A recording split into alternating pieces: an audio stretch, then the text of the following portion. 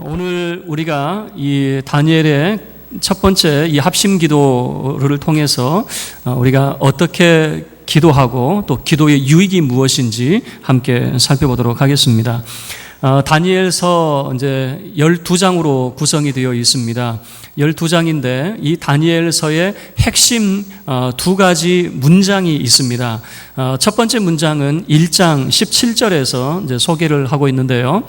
다니엘서를 이해하는 열쇠가 바로 이 꿈과 환상이라고 하는 그런 문장입니다. 우리 1장 17절 함께 합독하겠습니다. 시작.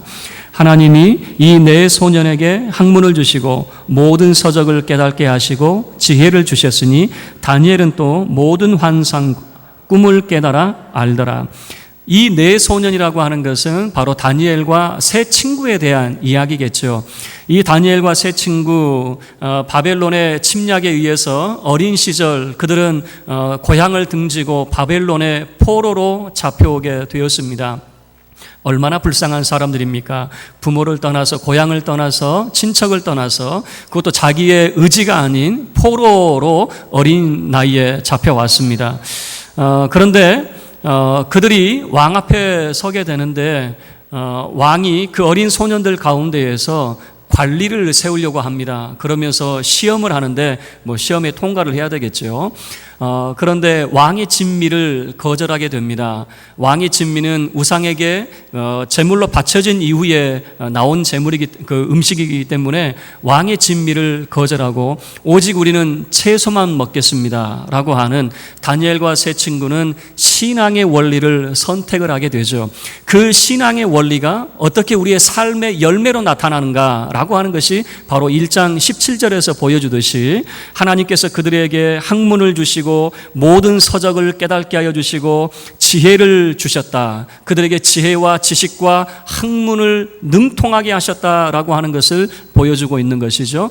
거기에다가 특별히 다니엘에게는 어떤 은사가 주어지냐면 모든 환상과 꿈을 깨달아 아는 그런 은사를 주셨다. 한 개인에게 주신 그런 은사 같지만 이것이 꿈과 환상이라고 하는 것이 바로 다니엘서를 이해하는 열쇠가 되어집니다. 말씀드린 대로 다니엘서는 12장으로 구성되어 있는데 절반을 뚝 잘라서 나누어 볼 수 있어요. 1장부터 6장까지는 사건을 중심으로 기록이 되어 있습니다. 그런데 1장부터 6장까지의 그 사건의 중심에 바로 꿈의 사건이 또 오늘 우리가 다룰 그 꿈의 내용이 담겨져 있습니다. 그리고 7장부터 12장까지의 내용은 다니엘이 봤던 환상과 계시에 대한 이야기거든요. 그래서 다니엘서를 푸는 그 핵심 열쇠 첫 번째는 꿈과 환상이라고 하는 것이고요. 두 번째 문장이 1장 21절 말씀에 기록이 되어 있습니다. 우리 21절 함께 합독하죠. 시작. 다니엘은 고레스 왕 원년까지 있으니라. 우리가 쓱 지나갈 수 있는 내용이지만 다니엘이 어린 나이에 그가 포로로 잡혀왔지만 꽤 오랜 시간이 지난 다음에 고레스 왕 원년까지 그가 있었다. 고레스 왕 원년이라고 하는 의미가 매우 중요합니다. 왜 그러냐면 바벨론의 침략에 의해서 예루살렘 성전이 허물어졌습니다. 그리고 많은 선지자들이 이사야나 예레미야 선지자가 무엇을 예언하게 되냐면은 70년 후에 성전이 다시 세워진다라고 하는 예언을 하게 되는데 누구 때에 그것이 성취가 되냐면 바로 이 고레스 왕 원년에 성취가 된다라고 하는 거예요. 그러니까 단순히 고레스 왕 원년까지 있으니라 쓱 지나가는 말이 아니라 이 내용이 다니엘의 삶을 통해서 무엇이 회복되는 것까지 보게 되는 겁니까? 성전이 회복되는 것까지 보게 되었다라고 하는 것이죠. 특별히 이 고레스 왕에 대한 이 고레스 그 원통이 발견이 되었습니다. 이것을 고레스 실린더라고 하는 그런 표현을 쓰는데요. 고고학 발전의 그 발견에 의해서 고레스 왕이 적었던 원통의 이 글이 발견이 되었습니다. 그가 얼마나 많은 개혁들을 일으켰는가라고 하는 내용이 그 원통에 기록이 되어져 있어요. 예를 들면 바벨론의 통치는 어떤 방법이었냐면은 매우 폭력적이고 강압적인 그런 정치를 폈습니다. 바벨론 이 왕은 어떤 정책을 펴냐면요, 신앙의 자유도 인정하지 않습니다. 종교의 자유도 인정하지 않고 오직 바벨론의 신만 섬기도록 강요를 하게 돼요. 그런데 이 고레스 왕이라고 하는 사람은 바벨론이 망하고 난 다음에 메대와 바사, 기억이 나십니까? 기억 안 나셔도 괜찮아요. 그냥 어쨌든 왕조가 바뀌었다, 그러니까 나라가 바뀌었다 정도만 생각하시면 좋을 것 같고, 고레스는 페르시아의 바사라고 하는 페르시아의 왕이었습니다. 바벨론이 얼마나 폭정의 정치를 했습니까? 그러니까 페르시아는 반대로 관용의 정치를 하게 됩니다. 종교의 자유도 허락하게 되고요, 노예 해방하는 그런 일도 하게 됩니다. 자, 그래서 고레스 실린더에 담긴 그런 내용을 보면요, 임금 개혁과 신분 개혁의 내용이 소개가 되는데요, 나는 노동자들에게 임금을 안 주는 것과 사회적 신분을 안 주는 제도를 폐지한다. 이 말은 뭡니까? 포로민들, 노예로 붙잡혀온 사람들에게 일만 시키고 그 노동의 대가 임금을 주지 않습니다. 그리고 그들을 사회적 지위를 허락하지 않습니다. 그런데 이 고레스는 모든 것을 이제 개혁을 하는 거죠. 임금 개혁을 시키고 그리고 신분 제도의 개혁을 하게 되는 거죠. 뿐만 아니라 주거 생활을 개설을 합니다. 나는 그들의 무질서한 주거 생활에 안녕을 주었고, 노예들이 어떻게 살든지 사람들은 전혀 관심이 없어요. 그러나 고레스 왕은 그들의 주거 생활을 개선을 해줬다라고 하는 것을 보여줍니다. 자치권을 인정합니다. 티그리스 다른 편에 있는 헌납됐던 도시들을 돌려주었다. 특별히 이제 종교의 자유를 허락을 하게 되는데요, 나는 오랫동안 황폐되어 온 성소들과 그 안에 있던 신상들을 티그리스강 저편의 신성한 토성들로 귀환시켰으며 그들을 위하여 영구적인 성소들을 지어주었다. 고레스 왕이 했던 것이 바로 종교의 자유를 허락할 뿐만 아니라 그들의 성전을 다시 지어주는 그런 일을 했습니다. 왕궁에서 돈을 내어서 성전을 지을 수 있도록, 예루살렘 성전을 다시 지을 수 있도록 왕궁에서 재정을 지원해서 허락해 주었다라고 하는 것을 보여주고, 또 포로민들이 자기의 나라로 돌아가기를 원하면 허락해 주는 포로민 귀환 정책도 하게 되어집니다. 이곳의 주민들을 모두 모아서 저들의 거주지로 귀환시켰다. 그래서 우리가 이 고레스 원년을 쓱 지나갈 수 있지만은 매우 중요한 그런 사건이라고 하는 것을 우리가 기억을 해야 됩니다. 자, 그러면 우리가 두 가지 살펴봤어요. 꿈과 환상이라고 하는 말과 고레스 왕 원년이라고 하는 말이 매우 중요하다고 말씀을 드렸는데, 왜 중요합니까? 라고 물어본다면 바로 무너졌던 바벨론의 침략에 의해서 무너졌던 과연 이 예루살렘 하나님의 성전이 회복될 것인가? 그런데 이 다니엘서는 이 두 가지, 꿈과 환상 그리고 고레스 왕 원년이라고 하는 이 말을 통해서 하나님의 나라의 회복에 대한 비전을 제시를 하고 있는 것입니다. 그런데 이 하나님의 나라의 회복은 무엇과 함께하고 있냐면 바로 기도와 함께하고 있습니다. 왜 그러냐면 하나님의 나라는 저절로 이루어지는 것이 아니라 우리의 삶 속에서 이루어지기 때문입니다. 그런데 어떻습니까? 우리의 삶이 어때요? 날마다 좋은 일만 있으면 기도해요? 기도하지 않아요? 날마다 좋은 일인데 뭐 하려고 기도를 합니까? 모든 일이 잘 되는데 뭐 하려고 기도합니까?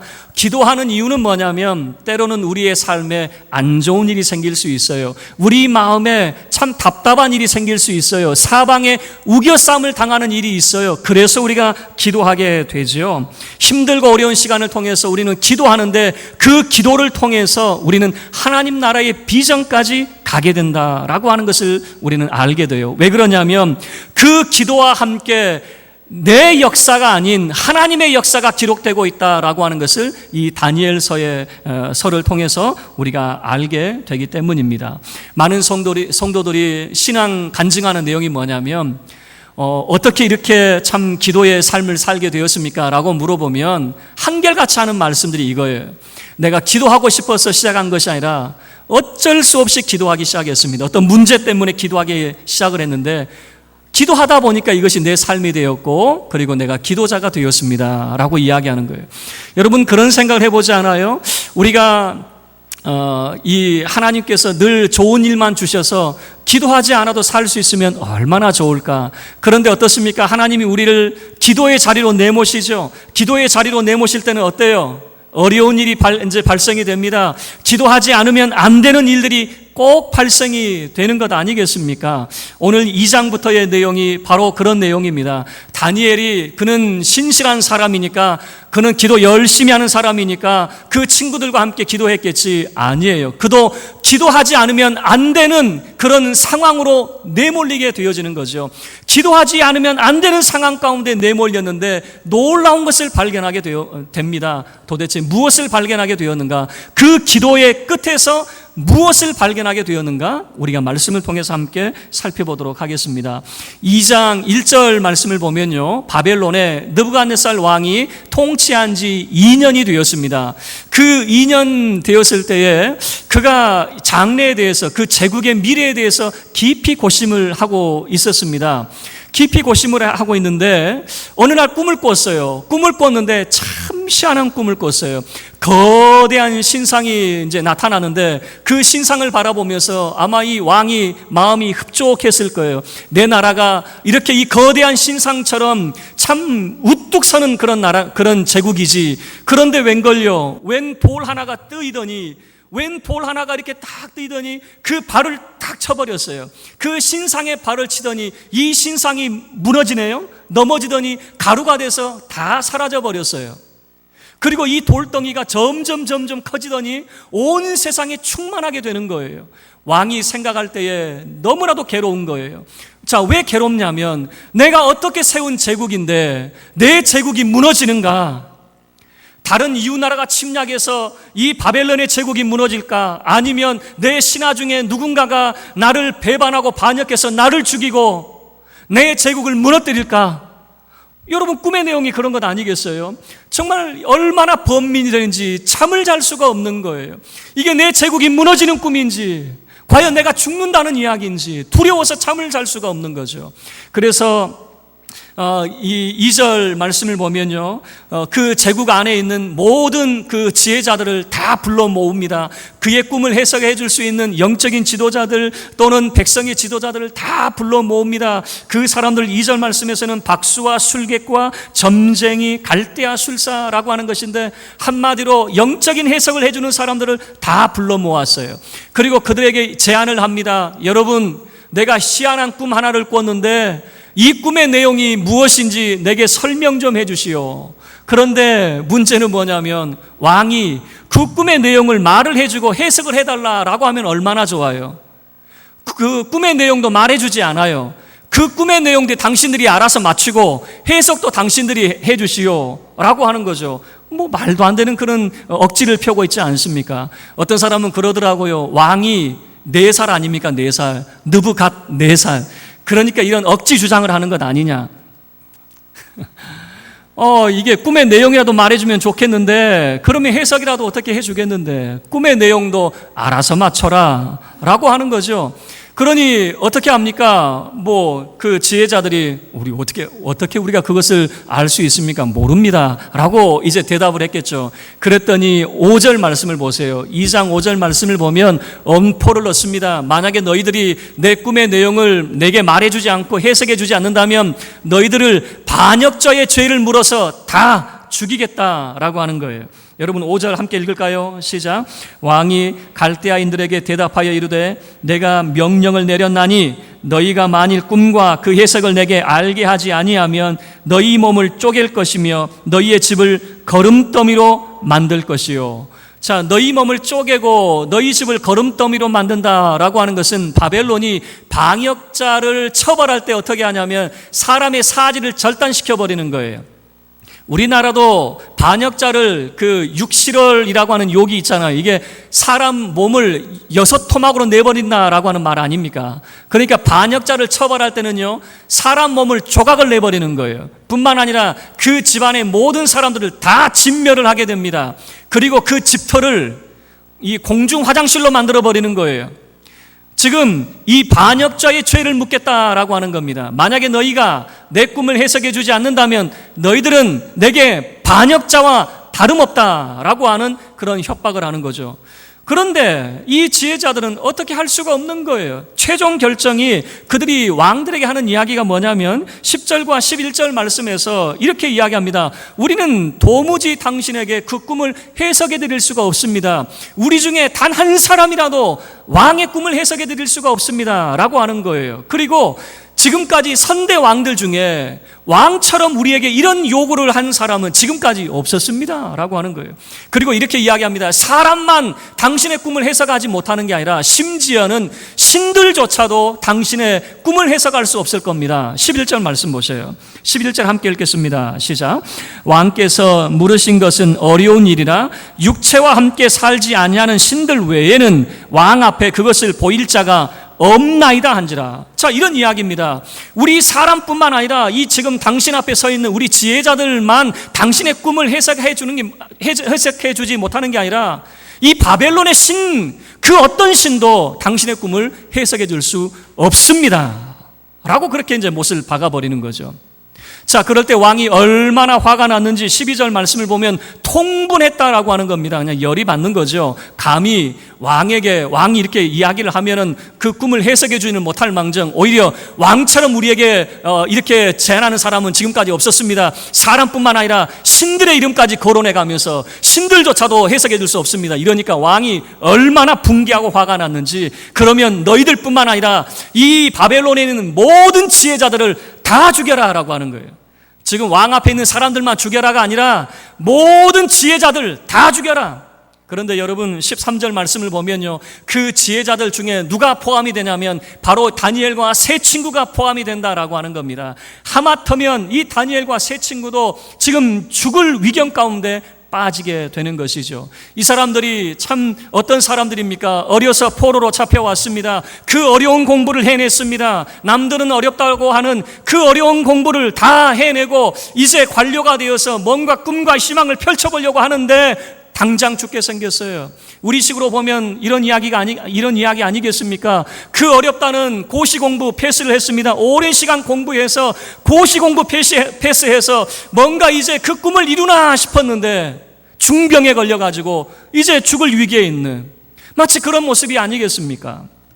자, 그리고 이제 14절부터 이제 다니엘이 가만히 보니까 왕의 근위대장 아리옥이라고 하는 사람이 있었는데 근위대장이 움직이는 것이 예사롭지 않아요. 뭔가 분주하게 움직이고 있는 거죠. 그래서 근위대장을 불러다가 자초지종을 묻습니다. 아니 뭐 그렇게 바쁜 일이 생겼습니까? 그러니까 이 근위대장이 지금까지 있었던 이야기를 쭉 해주는 거죠. 그 말을 듣고 다니엘이 왕을 찾아갑니다. 왕을 찾아가서 제안을 하는 거예요. 왕에게 뭐라고 이야기하냐면 내가 왕의 꿈의 내용을 말해드리고 그 꿈을 내가 해석해 드릴 테니까 말미를 주십시오. 지금 당장 모든 사람을 죽이겠다고 하고 계시는데 좀 시간을 주십시오. 그러면 내가 왕의 꿈의 내용을 말씀드리고 그 꿈을 내가 해석해 드리겠습니다. 그리고 말미를 얻었어요. 어느 정도 시간을 좀 벌었어요. 그리고 난 다음에 다니엘이 그의 친구들을 만나서 하는 이야기가 바로 이 17절의 이야기입니다. 17절 함께 읽지요. 시작. 이에 다니엘이 자기 집으로 돌아가서 그 친구 하나냐와 미사엘과 아사레에게 그 일을 알리고, 그 일이 뭡니까? 우리 모두 죽게 생겼다라고 하는 거죠. 왕이 그 꿈을 말해주지 않으면 다 죽이겠다고 이야기하는데 우리도 죽을 판이다라고 하는 거죠. 자, 그래서 이것을 알리고 18절 말씀은 그들이 함께 기도하는 기도의 제목이 바로 이 18절의 내용입니다. 다니엘은 자기 혼자 기도하지 않습니다. 기도의 동역자들과 함께 기도의 제목을 함께 나눕니다. 기도의 제목을 함께 나누고 기도하는 내용이 뭐냐? 18절 함께 읽죠. 시작. 하늘에 계신 하나님이 이 은밀한 일에 대하여 불쌍히 여기사 다니엘과 친구들이 바벨론의 다른 지혜자들과 함께 죽임을 당하지 않게 하시기를 그들로 하여금 구하게 하니라. 여러분, 다니엘이 뭐라고 이야기합니까? 그 세 친구들에게, 기도의 동역자들에게 지금 이 일을 위해서 기도 좀 해줘. 우리 함께 기도하자. 지금 이 갈대아의 모든 지혜자들은 뭐라고 이야기하고 있냐면 사람도 안 되고 신도 안 된다고 이야기하고 있는데 우리는 바로 하늘에 계신 하나님을 의지하지 않느냐라고 하는 거예요. 다니엘의 기도 속에 담겨져 있는 게 뭡니까? 하늘에 계신 하나님이여 라고 하는 고백입니다. 사람의 힘과 능으로 되지 않습니다. 바벨론의 신도 되지 않습니다. 그러나 하늘의 하나님은 반드시 그것을 해결하실 것입니다. 하늘의 하나님을 의지하게 되는 거죠. 그 당시에 유대인들은요, 큰 고민 가운데 빠졌습니다. 하나님은 어디에 계실까요? 이렇게 질문을 하면 유대인들은 예루살렘에 계시지요. 왜 예루살렘에 계십니까? 예루살렘에 성전이 있고 법궤가 있는데 그 법궤에 하나님이 계십니다라고 하는 거죠. 그러면 하나님은 예루살렘 밖에는 안 계십니까? 안 계십니다라고 정의를 내렸어요. 하나님은 오로지 예루살렘에만 머물고 계신다고 그들은 이해를 했거든요. 그런데 다니엘은 이렇게 이야기합니다.